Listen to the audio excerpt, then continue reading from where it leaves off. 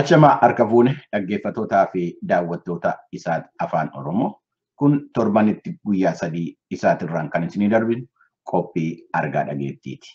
Qophii kanarratti oduudhaa fi odeeffannoo torban kana keessa biyya keenya keessa naannoo biyya keenyaa keessa deddeebi'aa turan waan argame waan dhaga'ame kan gaggabaabsinee gurraa isin buufnudha.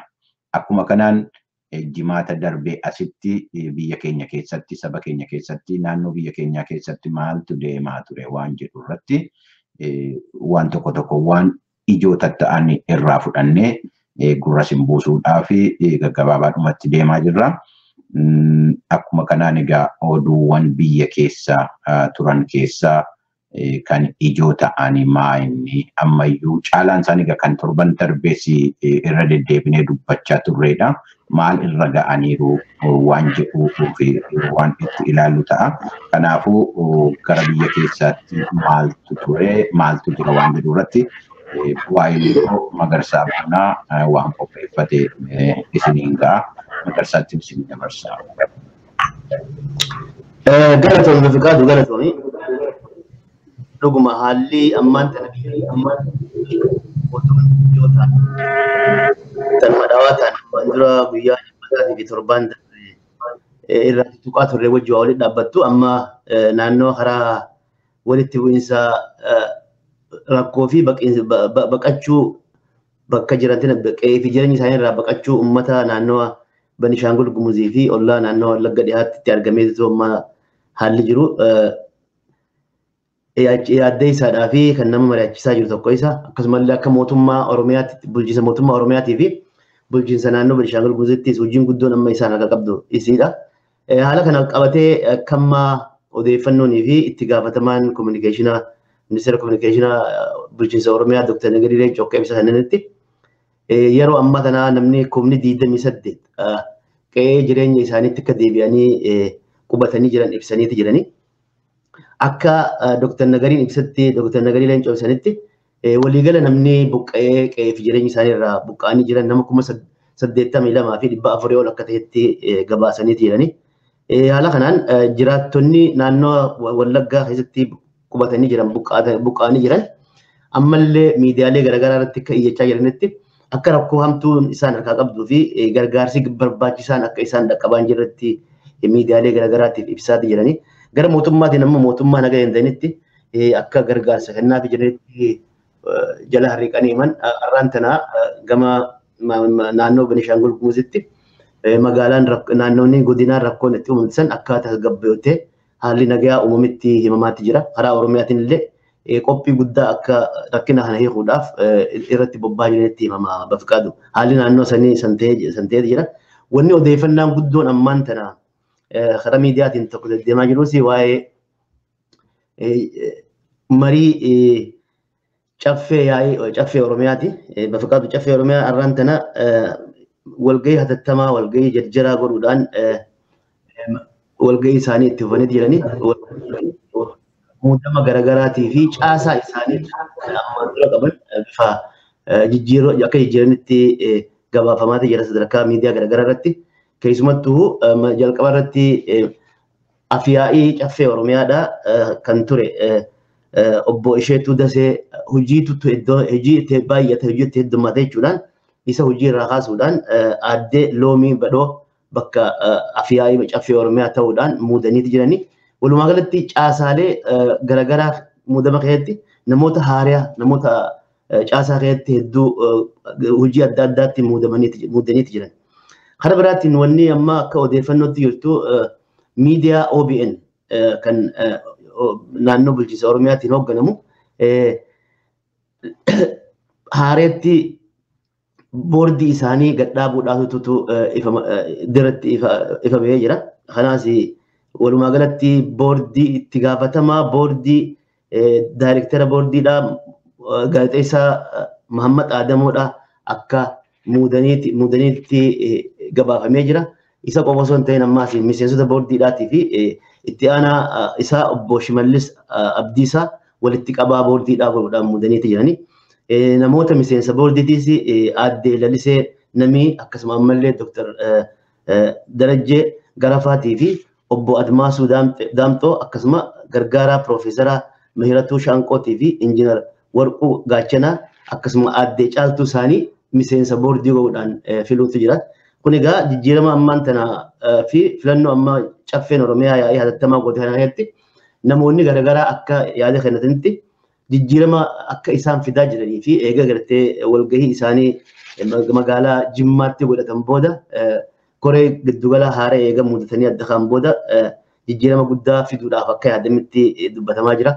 Haa ta'u ammoo ammallee namni gariin akka himutti caasaan OPDO duraanii tun jechuun amma ODP Oromoo Dimokiraatik Paartii taa'e tuni sadarkaa gararraa irratti malee gama jalaatti sadarkaa godinaatti fi sadarkaa aanaatti ammallee jijjiiramni cimaan akka hin jirretti namoonni dubbachaa jiran keessattuu warra jijjiiraman feenii fi akkasuma ammallee uummata rakkaa turanii fi uummata saamaa turanillee amma bakka jijjiiraniitu bakka gartee aanaa tokkorraa aanaa biraatti geeddaruudhaan godina tokkorraa godina biraatti geeddaruudhaan namoonni ammallee mootummaa bulchiinsa durii wajjin nama miidhaa turan akka sadarkaa godinaatii fi sadarkaa aanaa keessatti akka ammallee hojjechaa jiranitti himamaati jira.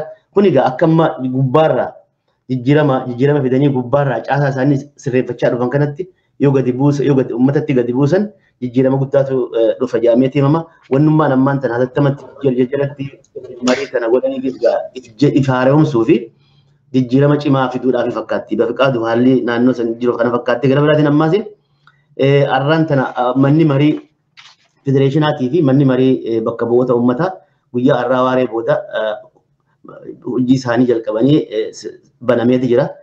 Sirna baniinsaa irratti pirezidaantiin biyyaa Dr. Mulaatuu Tashoomaa sirna ayyaana baniinsaa irratti ibsa kennaniiti jiran. Ibsa kennan irratti Dr. Mulaatuun ibsa kennan irratti jijjiirama amma dhufe kana adeemsa jijjiirama kana keessatti waan hojjetamaa dhufe takka takka ibsuudhaan keessattuu haala nagaa gaafa Afrikaa irratti keessattuu nagaa Itoophiyaa fi Eertiraa gidduutti uumame kanaa fi jijjiirama tokko tokko kan biyya naannoo kanatti ta'e tuttuquudhaan biitti duraan karaa qaxxaamuraatii fi rakkina irra turte wayyoomina argachuu haasawaa keessatti ibseetti jira. Bafiqaadu wanni jiru har'aan tana fakkaatti. Galatoomii Magarsaa. Egaa oduun amma biyya keessa jiru irra keessa jiru kanuma biyya keessa kan jiru. Wanti caalaan egaa paartiin amma naannoo Oromiyaa mootummaa Oromiyaa bitaa jiru bulchaa jiru. Akkasumas immoo mootummaa federaala keessattis immoo miila diriirfatee jiru. Oromoo Dimokiraatik Paartiin karaa adda addaatiin of jabeessaa jira. Filannoon jarri godhan kunis jijjiiramni jarri of keessatti gochaa jiru kuni of jabeessuudha. Karaa miidiyaatiinis yoo deemne OBN kanuma jiraatti kan OPDOti. Miidiyaa sanas jabeessaa jiru. Egaa of jabeessuun kuni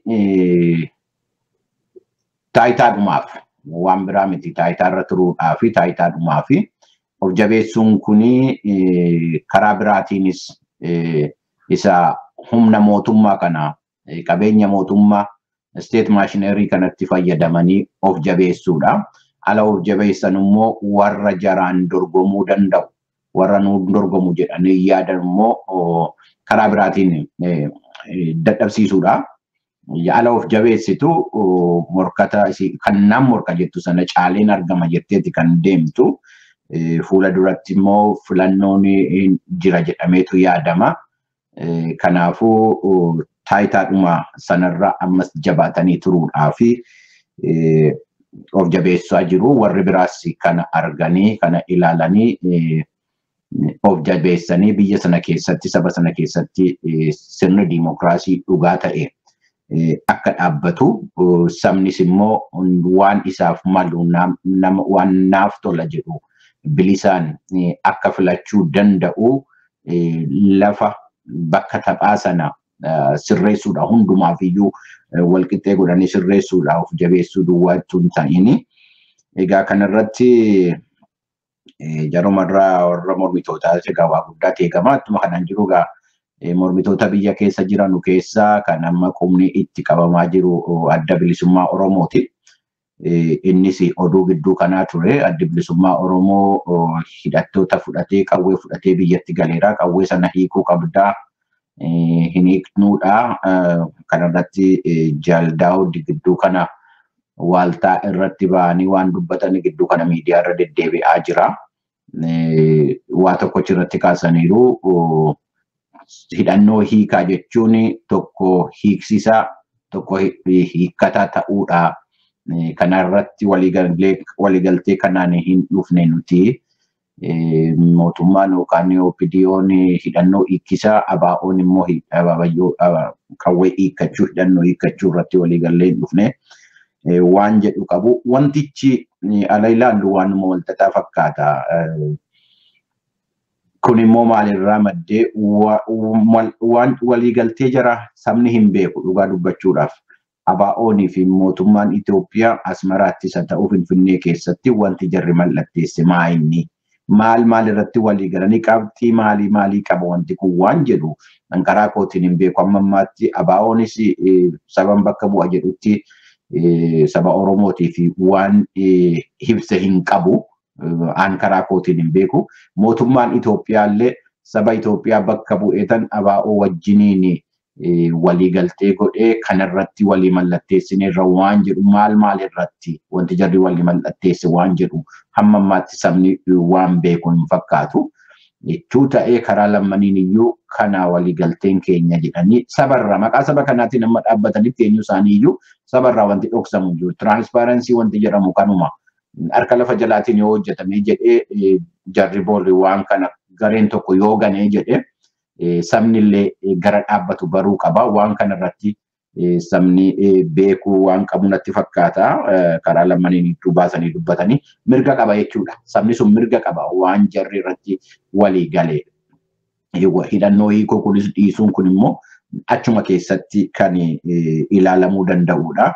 Kanaafuu wantichi waan ifa ta'e ammana waan qabu hin fakkaatu. Mootummaadhumaa fi dhaabbilee siyaasaatu qabatee jira waan tokko.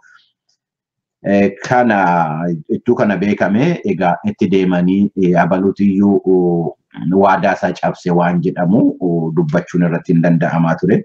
Karaa biraatiin immoo mootummaan amma gaafa ilaallu ABO'dhaa fi mootummaa gidduutti wanti deemaa jiru sooshaal miidiyaa kanarra wanti deemaa jiru akka sadarkaa mootummaatti miti. Kan amma ilaalamaa jiru qondaalli mootummaa yookaan immoo qondaalli Oromoo Dimokiraatik Paartii obbo Addisuu Araggaa sooshaal miidiyaa kanarratti kan mataa isaa ta'e irratti kan dhuunfaa isaa ta'e irratti kan waan al tokko babarreessu. Inni qondaala mootummaati ijjannoon inni achi barreessu ijjannoo mootummaati jechuu hin danda'ama. Garuu mootummaan naannoo Oromiyaa waan kanarratti yoo waan dubbatu qabaate waanuma Addisuun sooshaal miidiyaa isaa irratti ba'ee dubbatu kana mootummaan naannoo Oromiyaa ba'ee dubbachuu qaba. Sadarkaa dhuunfaatiin waan deemaa jiru kun gaarii miti. Addisuu irrattis karaa adda addaatiin duulli irratti banamaa jira. Duula kana hundumaa hambisuudhaaf akkuma sila kaase waan dhokatee jiru, waan amma ifa hin taane, waan sabni hin beekne, waan jarri lamman waliigaltee godhanii walii mallatteessanii dhugaadha. Wanti jarri walii mallatteesse jira. Diteelii bal'inaan wanti jarri irratti mari'atee walii mallatteesse hin jira. Kana sabatti ittuu beeksisanii jedhanii namni hundumtuu murtii isaa kennuudhaaf hin danda'a jedheetanii itti amana karaa kootiin wanti dhugaas kanuma fakkaata. Karaa kanatti dabalu kanuma yoo ati wanta itti dabalte yoo jiraate itti dabaleetti gara biraatti immoo darbi nama garsiisa. Dubbiin ammaan tana dhumarratti ati kaaftee kan dhaabbota siyaasaa kuni sooshaal miidiyaa gubbatti dubbii oowwituu fi tan namni deebisaa walii kennaa jiru tan hangafaa taatee dhiirratti. Akkuma ati jetteeti dhaabbanni ODP Oromoo Dimokiraatik Paartiin if jabeessaa if cimsaa jira. Wanni if jabeessee if cimsuufis egaa filmaata amma as deemtu kanaaf mo'achuudhaaf dhuguma dhaabni tokko if jaaree if cimsuu qaba. Kana dhaabbonni siyaasaa warri morkitoota hubatee isaanis akka lafa jalatti jechuun lafarratti waa jaarmee isaanii itti fufuun isa dirqama isaanirraa eegamu jechuudha. Ta'aniitu malaaluu irra hin jiru.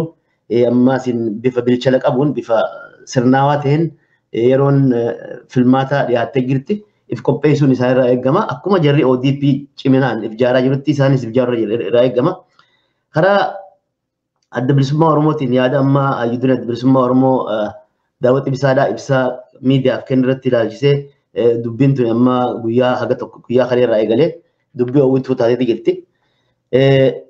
Akkuma ati jetteeti uummanni dhaabni uummataaf hin qabsoo godhachuu marii fi waan mootummaa wajjin irratti walii galan uummataaf ibsa baasuun barbaachisaadha. Uummanni kan jeequmsa keessa hin seenneef hedduu gargaara. Akkasuma ammallee mootummaaleen akka mootummaatti waan irratti walii galan ibsuun barbaachisa. Amma yaada waan kana irratti kennachuudhaaf rakkina kan ta'u waan isaan irratti walii galan walii mallatteessu malee waan irratti walii mallatteessan ifaa waan hin ta'iniif rakkina guddaadha. Akka amma wanti immoo yaada lama qabaachuudhaatu mul'ata. Karaa mootummaatiin akkuma ati jetteeti karaa sooshaal miidiyaatiin qondaalonni ODP Addisuu Araggaa duwwaa osoo hin ta'in taa'ee danda'alleen waa barreessaatuma jira. Yaada hayyudureen daawwiti ibsaadhaa dubbatan sanii yaada wal faalleessu barreeffamaa jira. Akkasumatti egaa namni Addisuu Araggaa irratti bobbaa cimaa gaggeessaati jiran karaa sooshaal miidiyaatiin himaatu bobbaa bira dabalaniitu Oromummaallee irraa mulqaniiti jiran namni Oromoo jedhanii Oromummaallee irraa nama fudhatee faatutu argamaa jira. So haaluma kanaan wanni silaa ifa bahuu qabu karaa dhaabaatiinis karaa mootummaatiinis maa irratti akka walii galan ifatti sirraa'uu dhabuudhaatu rakkina kana fide. Haa jennu immoo yeroo mootummaan dhaabbata siyaasaa dirreen dimokiraasii bal'atteeti biyyatti galanii karaa nagayaatiin qabsaa'uu qaban hoggajan walumaa galatti wanni hubatamuu qabu wanni namni hubatu dhaabbonni siyaasaa kan hidhannoodhaan qabsoo godhan hidhannoo lafa kaa'anii hidhannoo isaanii mootummaa wajjin sagantaa godhamee kaampiin takka mooraan takka qopho'itee bikkitti waraanni jiruu fi namoonni hidhannoo qaban jiran sagantaan qopho'itee sagantaa sanarratti koreen waan san namoota waraana qabu bakka takkatti walitti qabanii leenjisanii waa godhan qophaa'uu irra jira. Bafiqaadu namni qawwee qabatee bara dheeraadhaaf bara 15 qawwee qabatee qabsoo gaggeessaa ture guyyuma tokkotti qawwee lafa kaayee guyyaaniin rakkin sammuutti waan ulfaatutti dhufa. Namoota akka hiisan marii adda addaa gaggeessuudhaan kaawunsiliingi adda addaatii fi waan adda addaa leenjii adda addaatii fi marii accimtuun miseensota galtee waraana turanii qawwee qaban kan yeroo dheeraadhaaf qawwee qabatanii bobbaa turan kana wajjin mariin cimaan gaggeeffamuu qaba.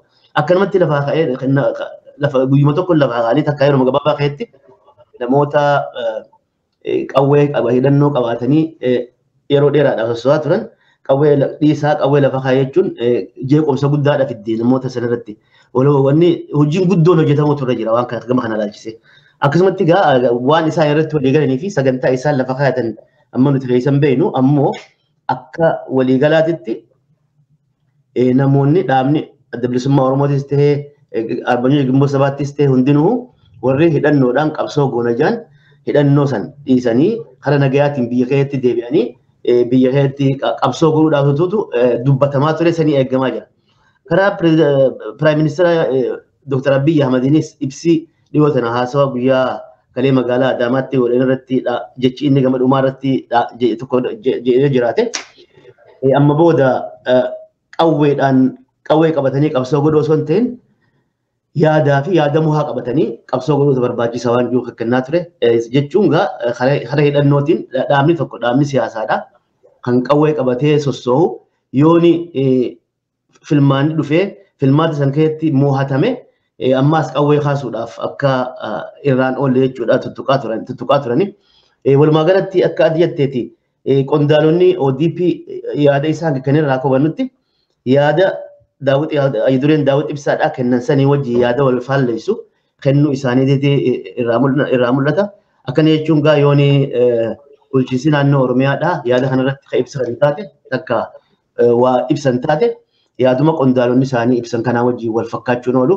Wanni kun har tokkotti hawaasaas akka hin jeenetti har tokkotti yoo sirraa'ee bareedaadha. Karaa dhaabaatiinis dhaabniinis waan irratti walii galan ifatti lafa kaa'anii ummataaf ibsuun barbaachisaadha. Bafiqaadu kanumaan irra dabaluu barbaada. Gaarii. Egaa wanti guddaan naannoo sana keessatti biyya sana keessattis naannoo biyya sanaattis mul'achaa jiru mootummaadhaa fi mormitoota gidduutti walamantaa dhabuudha. Lammiileedhaa fi lammii gidduutti walamantaa dhabuudha. Kun rakkina guddaadha. Wanti guddaan walamantaa kana uumuudha. Hundumtuu waadaa seeneef amanamuu qaba. Abaa'ottis faradamuu hin danda'amu. Qawwee waggaa meeqa baadhatee jiru kana kottu harka lafa kaayitii harka kenni jechuunis waan rakkisaadha. Bor waan dhufu hin beekamu. Ammoo jaruma kanaan kaleessa isaanii lolaa turetu ammas taayitarra jira. Jarri kun karaa sanan qawwee eegsisanii bor immoo wanti jarri godhu waan hin beekamneef shakkii qabaachuun waan tokko. Karaa biraatiin immoo mootummaa tokko keessa mootummaa seeraan biyya bulchaa jiru keessa dhaabni biraa immoo paartiin biraa immoo kophaatti qawwee qabatee hidhannoo qabatee kaampii keessas yoo gale saba keessas immoo yoo ala deemu haala rakkisaa fiduu danda'a. Saba keessatti mootummaa sanarrattis illee rakkina fiduu danda'a. Kana akkamitti walitti fidanii sirreessuu danda'u wanti jedhu gatta'anii tasgabbiidhaan haasa'uu waan barbaachisuudha. Isa sooshaal miidiyaa kanarratti dhakaa walitti darbachuu, afaan walitti dadarbachuun kun eenyuufiyyuu waan bu'aa buusu miti. Warri mootummaa hoogganaa jiranus yoo barbaachisaa ta'e immoo qaama sadaffaa gidduu galchanii walitti dubbatanii waan kana qabbaneessuu barbaada. Karaa lammaniin iyyuu dhugaan hin jiru jechuu hin danda'amu. Garuu jaruma kanaaf dhiisuu barbaachisa. Rakkinni kun garuu uummata irratti deemee uummata irratti gadi dhiigee uummata akka hin miinee fi hundumtuutti gaafatamummaasaa akka ba'uudha kan barbaachisu. Karaa keenyaan kanuma jechuu dandeenya. Egaa kanumaan jennee gara gidduu kana oduuwwan naannoo biyya keenyaa jiranu maa inni waan jedhu gaafa ilaallu akkuma waliigalaatti dhimma siyaasaati. Achis biyya adda addaas kan deemnee ilaallu har'a kan ilaaluudhaaf deemnee akkuma torban darbee Sumaalee keessa waan jiruudhaa fi naannoo Sumaaleen guddaa kana Puuntlaandii kanas dabalatee Sumaaleelaandii kanas dabalatee Sumaalee Moqaadishoos dabalatee kanaas Sudaanii fi Sudaanii kaabaatiif kibbaa keessa immoo maaltu godhamaa jira gidduu kana waan jiru maaltu oduu waan maaltu jira achi keessa waan jedhu irratti dubbanna. Ala darbee waa'ee Sumaaleelaandiitii fi Sumaalee Moqaadishoo Sumaalee guddittii isa kan mootummaa Moqaadishoo jiru gidduutti haala ture kaasnee haasa'aa turre. Wal dhabiinsa jara gidduu jiru kaasnee walamantaa dhabuu jara gidduu jiru kaasnee haasa'aa turre. Mootummaa warri Moqaadishoo gargaarsa mootummoota Awurooppaa adda addaatiin gargaaramanii Sumaaleelaandii kana akkuma biyya Sumaalee taatu biyya tokko isa durii isa Republic of Somalee jedhamu sana akka taatu yaalaa turanii. Akka gaaseenaadhaan akka beekamutti Sumaaleelaandiin kun kanaan dura Biriteenii jala ture, Biritishii jala ture, sirna bittaa jala ture. Waxabajjii 26 bara 1960 kan jarri bilisa ba'e Ingiliziin jara.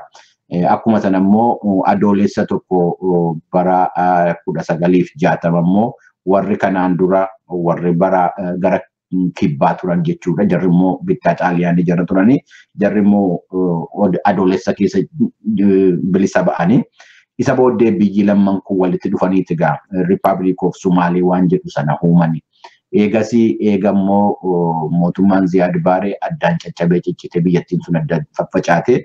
Sumaaleelaandiin kun Sumaaleelaandiin kophaa isaaniitti mootummaa ijaarratanii beekumsa illee hodhaban addunyaa irratti biyya raadiyoo fudhannee jiraachaa turan amma danda'ametti tasgabbii buusanii.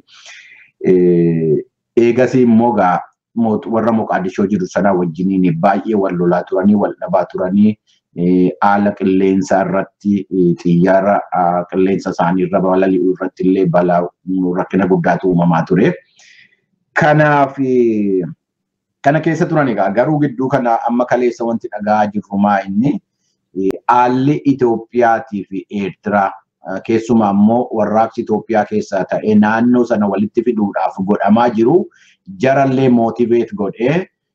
Pirezidaantiin Sumaaleelaandiitii fi pirezidaantiin Moqaadishoo jiranuu walitti dhufanii wajjiniin taa'anii mari'achuudhaa fi akka qophaa'anii Sumaaleelaandii akka kana murteessite odoo himaanii mootummaa Sumaaleelaandii kaleessa ibsaniiru. Akkuma kanaan dhimma siyaasaa irratti, dhimma hawaasummaa irratti, dhimma diinagdee irratti wajjiniin teenyee haasofna diinummaa kanaan dura jiru of keessaa balleessine akkamitti wajjin jiraachuu akkamitti wajjin hojjechuu dandeenya waan jedhu irratti teenyee haasofna jedhanii walii galaniiru. Walgahii gaafa kamiin godhu wanti jedhu hin beekamne ammaatti. Kuni tarkaanfii guddaadha karaa sanaanii akka oduu bira adda addaa ibsanitti fakkiin jarri fudhate kan Itoophiyaatiif kan Eertiraati. Kun immoo inisheetiiviidhuma namoota keenyaatiif waan ta'eef kuni waan guddaadha. Egaa warraaqsachi keessatti gochamaa jiru gara biyya ollaattis deemaa jiraadha. Itti kun kanaan jiru egaa Sumaaleen dheengaddas kaasnee irraa filannoo gochuudhaaf deemaa jiru. Biyya Sumaalee jedhamu sana keessatti Republic of Sumaalee jedhamu sana keessatti amma ammaatti akka naannoo afuriiti kan jiru yookaan kutaa shantu jira biyya sana keessa. Kutaa shanan kana keessatti waliigalteen hin jiru ammayyuu. Keessumaa immoo kutaasa Puntland jedhamu keessatti warra Puntlanditti hin ta'in warra Jubbaalaandii warra Keeniyaadhaan wal daangessu kana keessatti Jubbaalaandiin jira, Hayer Shabaleen jira, Puntlandiin jira. Jara kana kan dhodhate shani jarri. Jara kana walitti fidanii mootummaa federaalaa tokko ijaaruudha. Jarri kun akka federaal isteetiitti kan jiranudha. Garuu mootummaa tokko ijaaruu irratti hojjechaa jiru. Garuu amma wal dhabeensi uumamee isuma mootummaa fidanii Farmaajoo jalatti ijaaruun suni rakkina uumaa jira. Kanaafuu mootummoonni biyya Awurooppaa kan akka Siwiidin, Jarman, Ameerikaan illee harka keessaa qabdi. Gidduu kana Keeniyaa keessatti walgahii godhanii qondaaltota Jubbaalaandii fi qondaaltota Somaalee walitti fidanii haasofsiisaa jiru.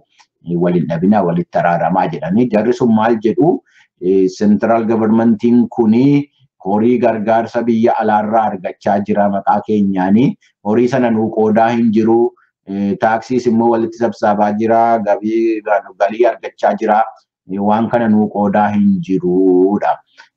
Nagaa uumuu irratti komitmentiin mootummaan kun qabu itti namannuu jechuun jedhaan jiran jarri horii irratti wallabaa jiru. Horii gargaarsa biyya alaatii dhufaa jiru nuu qoodaa hin jiru. Kanaafuu wajjin hin deemnudha. Kun xinnoo karaadhuma adda addaatiin karaa lamanii yoo rakkoo jiraate waan nama leeyyaasisudha. Namni achitti dhumaa jira. Biyya hin qabanu akka biyya tokkootti jedhanii biyya hin qabanu.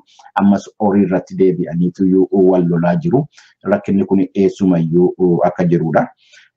Karaa biraatiin egaa Sumaalee kanaan wal qabatee wanti jiru akkuma sadeen gadda kaasnee humni nageenya eegsisu kan biyya Afrikaa keessaa babba'ee Sumaalee keessa jira amma ammaatti Amisoom inni jedhamu akka manni mootummoonni gamtoomanii Security Council bara 2017tti akka kaasetti mootummaan Sumaalee of danda'e humna poolisii isaatii fi humna tikaasaa eega ijaarratee booddee waraanni biyya alaa achi keessa jiran bahuu qabu waan jedhanu kaasanii turanii. Akkuma kanaan tokkummaan gamtaan Afrikaa waraana achi keessaa qabu keessaa 1,000 bara dhufu baasuudhaaf 2019tti baasuudhaaf karoorfatee qophaa'aa jira. Kun garuu mootummaa Ingilizii waan gammachiisee hin fakkaatu bahuu hin qaban rakkina guddaatu dhufaa jira. Akkuma darbe kaasnees immoo walgahii Niiwuorkitti mootummaan gamtoomanii godhe irratti Xaaliyaaniinis kan irratti yaada kaastee turte bahuu hin qabanu gargaarsa gochuu fi qabna waan jedhu akkuma kanaan ammas bahuu waraana alaa sana biyyoonni lixaa kun mormaa jiru. Ingiliz achi turuu qabu jettee torban darbeen dura gara doolaara miliyoonii 9 olii gargaaruudhaaf waadaa seenteetti. Kanuma karaa Sumaaleetiin kan jiru keessumaa Sumaaleelaandiidhaa fi Sumaalee isaa Moqaadishoo sana walitti dhufeenya jarri uumuu danda'u. Jiraachuun isaa gaariidha. Yoo biyya sana keessatti nagaan bu'ee jedhee naannoodhuma sanaan nagaan ta'a. Namoonni keenya baay'een achi keessatti karaa sanaan bahuudhaaf jedhanillee miidhamanii dhumanii jiru. Inuma nu gargaara naannoon sun nagaa taanaan. Kan biraa Sudaan kibbaati kan kanaan dura kaasaa turre egaa tasgabbii biyya sana keessa jiru yeroo hundumaa kaasnee irraa mootummaanii fi hooggantoonni warra koree mormitootaa amma walitti araaramanii waa tokko gochaa jiru mootummaa haaraa dhaabuudhaaf jechuudha. Akkuma dheengadda kaafnee pirezidaantota ittaantota gara 5 godhanii illee walii galanii jiru. Mootummaan biyya sana hidhamtoota siyaasaatii fi waraanaa gadhiisuun qaba jedhee Salva Kiir labsii baasee labsii sanaanis immoo hojiirra oolaa jira wanti jedhamu jira ture. Akkuma dheengadda dubbannetti hidhamtoota waraanaatiif siyaasaa Sudaan kibbaa keessa jiranu qaamni sadaffaan akka fuudhee to'atu nu garuu gadhiifamuu qabu jennee irra jedhanii labsanii turanii. Manoota hidhaa adda addaatu achi keessa jira, biyya sana keessa jira.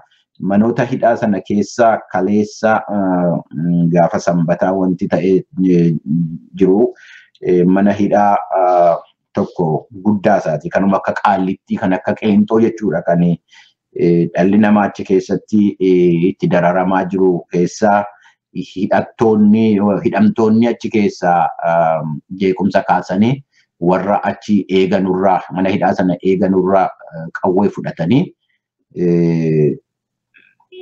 rakkina keessa jiru amma jechuudha. Mootummaan amma ammaatti caluma hidhee akka hidhamtoonni achi keessaa baqatanii hin baanee fi naannoodhuma sana marsee eegaa jira malee tarkaanfii hin fudhanne. Jarri kun maal jedhu gaaffiidhuma haqaati kan jarri gaafachaa jiranu. Kana keessa maatiidhaan gaafatamuu qabnaa. Abukaadoo qabaachuu qabnaa. Kanaan dura immoo labsiin pirezidaantiin biyyattii baasee nu ilaallataa hiikamuu qabnaa. Yoo immoo labsii kanaan hiikamnu taane karaa haqaan bilisa ta'eenis dhimmi keenya ilaalamee haqa argachuu qabna waan jedhanudha kaasaniitu kan jarri kanarra gochaa jiru. Waan kana jeequmsa kana mormii kana kan hoogganaa jiru kanaan dura isuma humna tikaa biyyattii sana keessa National Security Service kan jedhu keessa nama hojjechaa turedha. Sadarkaa kaapteenirra nama turedha. Isaatu kan hoogganaa turan gara nama 38 mana hidhaa sana keessatti qawwee hidhachiisee amma ammaatti mootummaadhaa wajjiniin lolarra jiru jechuu danda'a. Dhukaasni baname hin jiru amma ammaatti garuu mana hidhaa sana keessa amma tokko hidhamtoonni qawwee qabatanii dhoowwatanii jiru jechuudha. Amnesty International waan kanarratti waa tokko baaseera atattamaani mootummaan Sudaan kibbaa sanarratti of eeggannoo cimaa gochuu qaba. Humnaan deemuudha mannaa karaa nagaatiin haasa'ee gochuu qaba. Eegammoo karaa nagaatiin waan kana fixa ta'ee hidhamtoota sanarratti warra amma mormii kana kaasan irratti akka haaloo jararratti hin baane immoo qaamni sadaffaan keessa galee wanti kun ilaalamuu qaba waan jedhu irra jira. Akkaataa jarri itti fixuu hin beeknu waleeggachaa jiru hidhamtoonnii fi hidhattoonni mootummaa poolisiin mootummaa naannoo mana hidhaa sanaa irratti amma oduu kana gabaasni irratti falli hin jiru. Jarri hundumtuu waleeggachaa jiru jechuudha. Mana hidhaa sanaa hidhattoonni amma tokko warra keessatti hidhamanii jiran to'atanii jiru jechuudha. Qawwees qabu warra mana hidhaa sana hojjechaa eegaa jiranurraa saamanii fudhatanii jechuudha. Karaa biraa Sudaanii isa kaabaati. Sudaan kaabaa yeroo dhiyoodhaa asitti rakkina sharafa alaa guddaa qabdii turte. Foreign currency isa jedhamu kana qabaachaa turte. Wanti kun yeroo yerootti guddachaa deeme amma humna horii jara birrii jara paawundiidha. Isa gadi buusuu dirqamanii jiru. Devaluate gochuu irratti dirqamanii jiru. Waan nama dhibu waggaa tokkoon dura paawundiin Sudaanii doolaarri tokko paawundii Sudaanii 6.7 sharafamaa ture. Yeroo ji'a 3 dura moo akkana gara 28 dhufe. 28 irraa immoo ala 28 irra jiru inni karaa alaatiin black marketing kun 45 gale. In dandeenye amma kaleessa waggaa tokko gidduutti yeroo sadaffaadhaaf horii isaanii sharafa isaanii hir'isanii amma yeroo ammaa doolaarri tokko paawundii Sudaan kaabaa 47 fi tuqaa 5tti sharafama. Kun rakkisaadha biyya sana keessatti amma akka riipoortiin adda addaa ibsutti midhaan nyaataallee gara parsantii 70 ol ka'eera. Kun rakkina guddaadha. Akka IMF International Monetary Fund immoo gidduu kana jechaa jirutti dhaabni addunyaa dhaabni maallaqaa jechuudha. Jechaa jirutti guddinni Sudaan keessa jiru amma waggaatti parsantii 3.2 duwwaadha. Kun baay'ee xiqqoodha. Akka kanaan yoo deemee jedhee biyyi sun ammas rakkina keessa galaa jirti, kiraayisisii keessa galaa jirti.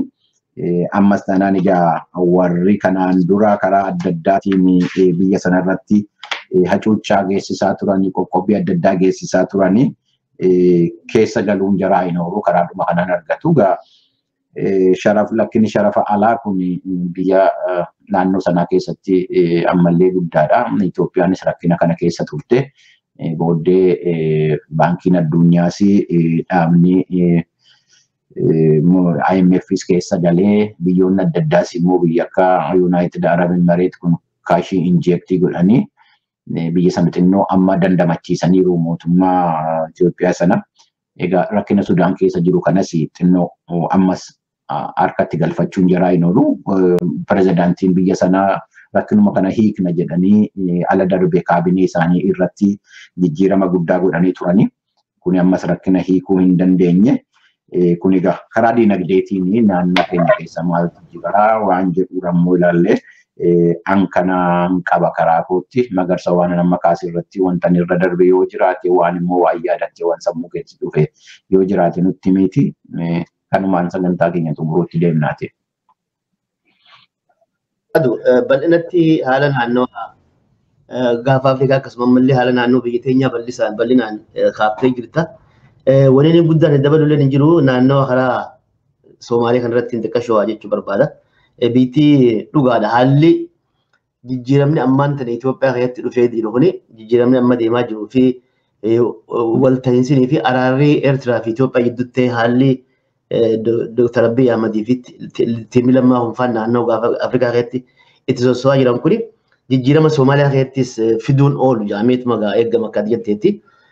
Wanni jiru biittiin maan tana Somaaleedhaa tan duraan Somaalee takka turte adda addatti addaan babaatee Somaalilaandiin akka biyyaatti filmaata godhachuudhaan paarlaamaa qabaachuudhaan tartiibaan pirezidaantii isaan bulchu filachuudhaan sirna dimokiraasiitiin filachuudhaan akka gaariitti akka jiraachisaa jiranitti himaa jira. Addunyaarraa hayyama argata akka biyyaatti hayyama dhabdus biyya nagaan tasgabbii fi filmaata gaarii gaggeessaa jirtutu jaameetti deegama.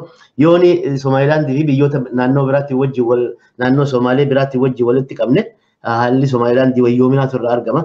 Fakkeenyaaf ammaan tana Puntland bulchiinsa Puntland tana keessatti guyyaa irraa labsa tokko baasanii jiranii namni filmaata pirezidaantiitu jalqaba amata dhufuu godhamuu deema naannoo Puntlanditti jechuudhaan akka namni naannoo Puntlandii jiraatu wal qabamee waan siyaasaan haasofne labsa tokko baasanii jiran irraan tana.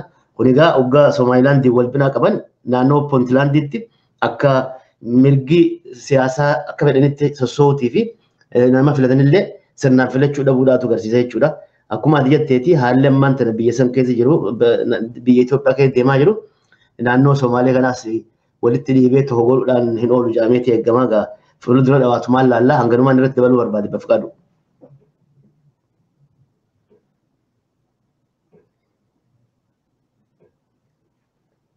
Argaa dhageettii isaatirraa isinii darbuudha. Koopii kanarratti oduudhaa fi odeeffannoo adda addaa walitti qabnee kan biyya keessaatiif kan biyya alaa keessumaa immoo kan naannoo biyya keenyaa kan irratti isinii dhiyeessinudha. Har'aaf kan walitti qabnee yookaan immoo gaggabaabsineetuma gurra isin buusuudhaaf qopheessine kan nu fakkaata. Roobii dhufu immoo waan har'aa jalqabee amma gidduu kanaatti godhamu irratti immoo ilaalle isinii wajjiniin wal quunnamna walitti deebina. Ammasitti bakka jirtanutti fayyataa wal kabajaa wal bira dhaabbadhaa wal jaalladhaa kanuma jenna nagaatti.